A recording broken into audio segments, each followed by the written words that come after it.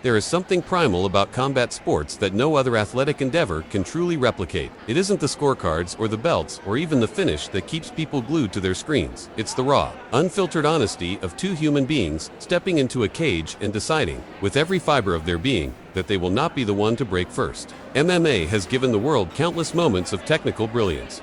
But the fights that burn themselves permanently into memory are the ones where brilliance gives way to something far more visceral. The ones where tactics fall apart, where survival instincts take over, and where chaos becomes the only language spoken inside the cage. These are those fights. The brawls that redefined toughness, that blurred the line between sport and warfare, and that left even the most seasoned fans sitting in stunned, breathless silence.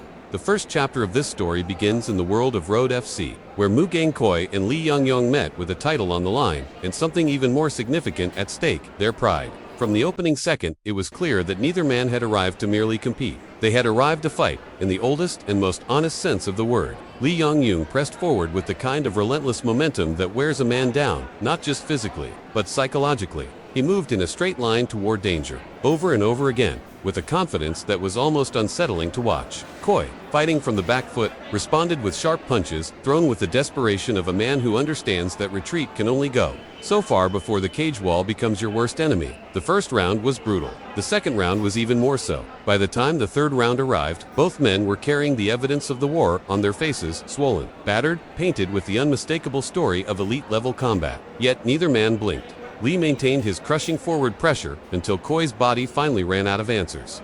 And when it did, the result was never in question. This was a fight for a championship. But more than that, it was a testament to what happens when two men refuse to respect the concept of self-preservation. From Asia's competitive circuit to a matchup that blended chaos with craft in equal measure. Contest between Deb and Stephen Del Rey was something else entirely. Where some fights descend into madness, this one danced along the edge of it with a strange, unpredictable grace. These two men offered the crowd everything. Striking exchanges that crackled with danger, ground battles that shifted momentum on a dime, and a series of unorthodox techniques that made it feel less like a rehearsed performance and more like an improvised jazz session played at full volume. Del Rey showed tremendous creativity, mixing his stance between orthodox and southpaw with a fluidity that kept his opponent perpetually off balance. There were spinning back kicks, perfectly timed front kicks, and moments where one fighter appeared to have seized control, only for the other to come roaring back with something that the crowd simply wasn't prepared for. By the third round, both men were still operating at a ferocious level,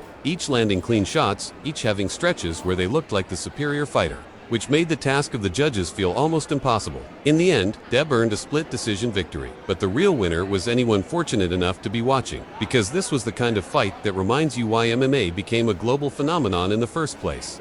Then came the fascinating chess match between Magomed and Vladimir Ma, a fight that unfolded in phases the way the best contests always do. Isma arrived with his trademark heavy pressure and sharp grappling, and in the opening rounds, that approach proved devastatingly effective. He controlled the pace, dictated where the fight happened, and forced Manev into a defensive posture that seemed to drain the Russian's confidence almost as much as his energy. It looked, for a time, like a straightforward path to victory, but Manev didn't fold. Instead, he recalibrated. He began introducing heavy body kicks into the equation, landing punishing shots to the midsection that planted seeds of doubt and physical damage with each passing round. His punches grew sharper, his timing improved, and Isma, who had entered the fight as the aggressor, began to fade under the accumulating weight of Manev's offense. By the third round, the momentum had shifted entirely. Manev was the one pressing, the one landing the cleaner shots, the one working with clarity while his opponent searched desperately for answers. A thunderous high kick punctuated the performance, and the unanimous decision that followed felt like the only logical conclusion to a fight that rewarded patience, adaptation, and iron-willed determination.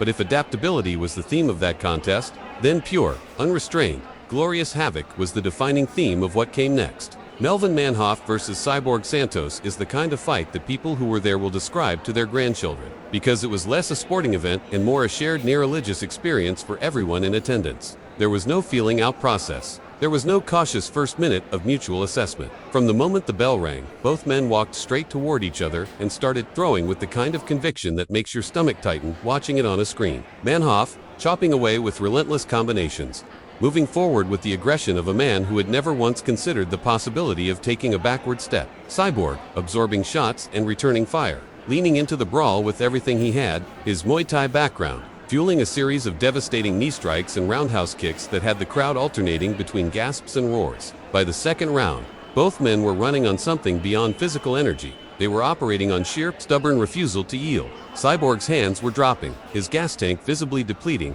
but still, he pushed forward. Manhoff, too, had moments where exhaustion threatened to steal the finish line from him, his hands dropping to his hips, his chest heaving. Then, when it seemed like the fight might simply be decided by whoever collapsed last, Manhoff dug deep and unleashed a flurry of left hands that sent Cyborg to the canvas. The finish was as violent as everything that preceded it, and the commentary team was left reaching for words that felt adequate. None of them quite were. If you had seen it in a movie, you would not have believed it. Seeing it live was something altogether different. Rodonk versus Jacob Smith offered a different kind of story, one that showcased the quiet, methodical destruction of a champion at the height of his powers. Rodonk came out crisp and confident, immediately pressuring Smith with precise combinations, relentless forward movement, and elbows that carved through defenses like they were made of paper. Smith, to his enormous credit, showed the kind of durability and heart that earns genuine respect from crowds and fighters alike. He absorbed significant punishment without backing down, kept throwing, kept trying to generate offense, and never allowed himself to be overwhelmed without a fight. But Rotonk's output was simply too high, his precision too refined, and his volume too relentless for Smith to find a sustainable foothold in the contest. By the second round, Smith's face was already telling the full story of the damage that had accumulated. His features rearranged by a succession of elbows that landed with surgical accuracy. Through 3 full rounds, Rodonk kept the challenger on the back foot, controlling range, timing counters beautifully, and refusing to give Smith so much as a single, comfortable moment. The unanimous decision was emphatic, and Rotonk's gesture of respect at the end, dropping to his knees in acknowledgement, spoke volumes about the kind of man standing behind the warrior galore. Buffando and Peter Irvin delivered a masterclass in contrasting philosophies, violently colliding inside a ring. Buffando arrived as the technical wizard, a man capable of generating offense from angles that shouldn't exist, moving with a fluidity that made him look like he was performing art rather than fighting. Irvin arrived with something simpler and in its own way just as beautiful. He came to walk forward and take everything you had until you ran out of ideas. In the first round, Buffando tried to keep it technical, maintain distance, and pick Irvin apart from the outside. Irvin refused to cooperate with that plan, marching forward through the strikes with an almost cheerful disregard for his own safety, crowding his man, cutting off space, and turning the fight into the close-range slugfest he wanted. By the second round, Buffando made a decision that only the truly skilled or the genuinely fearless could make. He decided that if Irvin wanted a war, he would meet him in one. He stood his ground, drew Irvin in, and began timing his counters with growing precision, landing spinning back fists, sharp right hands, and beautiful fluid combinations that had the crowd erupting. The final round was an absolute spectacle, both men throwing everything they had remaining, and in the end, Buffando's variety and technical output earned him a unanimous decision in a fight that neither man deserved to lose. Roberto Sosa versus Satoru Kiwoka felt like watching a matador work with a particularly dangerous bull, except this bull could punch back. Kiwoka came charging from the opening bell, relentlessly aggressive, taking shots to land shots, pressing Sosa to the cage and daring him to stand and trade. Sosa, for his part, was never intimidated, responding with sharp counters and jabs that